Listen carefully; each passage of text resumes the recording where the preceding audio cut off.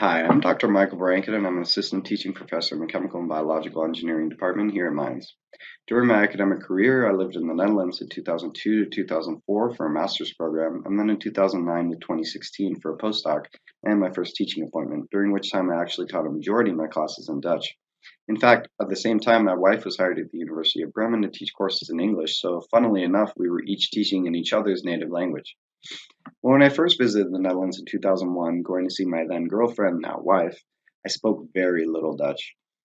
I had picked up a book called Dutch in 3 months and spent about 6 months getting about halfway through it before I got to Amsterdam for the first time.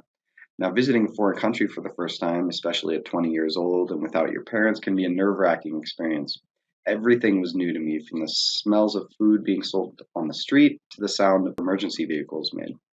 But especially the language was really difficult to get a handle on. I had worked really hard on my pronunciation, but my vocabulary was still sorely lacking. So I was finding ways to remember new words and add them to my lexicon by creating associations or mnemonic devices. One such association I made was for the Dutch word poffertje.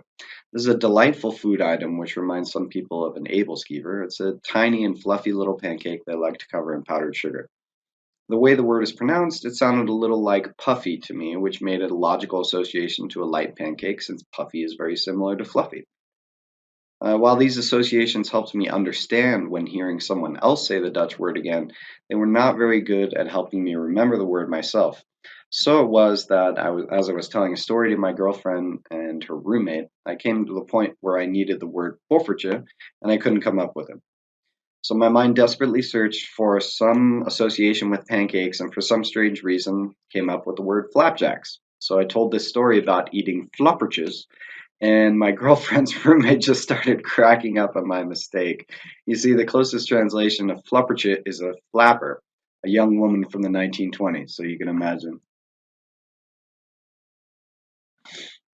As a result, I earned myself a nickname that night, and my wife will still jokingly mention it to me once in a while, lovingly calling me Flupperche.